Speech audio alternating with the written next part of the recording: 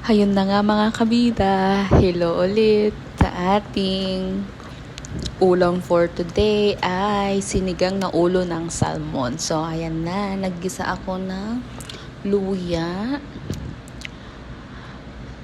Igigisa ko yung luya, sibuyas, bawang, tsaka kamatis kasi ang sabi ng kapatid ko, mas lumalabas daw ang tunay na kulay ng isang tao, ay charot, ng kamatis at saka yung lycopene niya kapag ginisa. Sabi ng kapatid ko, ayon sa kapatid ko. Kaya, ayan na nga, ginisa ko na sila. Hanggang sa lumambot yung kamatis. Siyempre, sa paggigisa ko niyan, kailangan may kasama tayong nagpapasarap sa ating simpleng recipe. Walang iba kundi ang nag-iisang Maggi Magic sarap. O, diba? Tapos ayan na nga, dinurog-durog ko na yung kamatis para lumabas din yung kulay niya. O, diba? Mamula-mula ang ating sinigang. Dinurog ko siya. Tapos, sana may lycopene tayong makuha. Charot lang.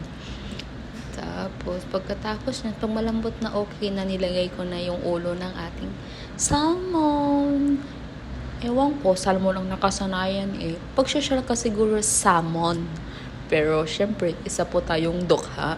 Kaya, salmon po. Salmon po ang tawag ko.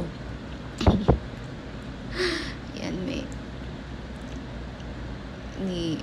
hinalo ko lang siya. Pero, wag masyadong para hindi madurog. Tapos tinakpan ko.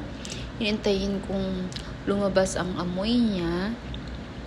Pagkatapos niyan, hinalo ko siya ng wag masyadong halo kasi baka maghiwa-hiwalay sila. Pati ba naman dyan, maghihiwalay? Ay, sabi ko, magluluto ako, hindi ako huhugot eh. Tapos naglagay na ako ng sabaw. Tapos guys, ang mga kabida, ang sabaw pala natin dyan ay yung unang pinagugasan ng bigas. Yan. Tapos nang kumulo na, naglagay ako ng labanos. Naglagay din ako ng sili, hindi nyo lang nakita. Diyos ko, ba't di nyo nakita? Dapat nakita nyo yun. Charot. Tapos naglagay na ako ng kangkong. Ayan, di ba? Maraming gulay, mas masarap. Tapos, pinatay ko na yung kalan. So, yung init na lang nung kaserola. Yan. Tapos, ang magluluto sa kangkong. Tapos, ayan na nga guys, kain na. O, diba? Ang ganda ng kulay. Ang galing talaga ng kapatid ko. Please